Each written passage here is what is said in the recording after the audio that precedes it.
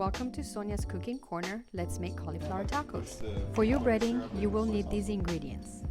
And for the sauce, you will need these ingredients. Mix the sauce and toss the cauliflower in it until well coated.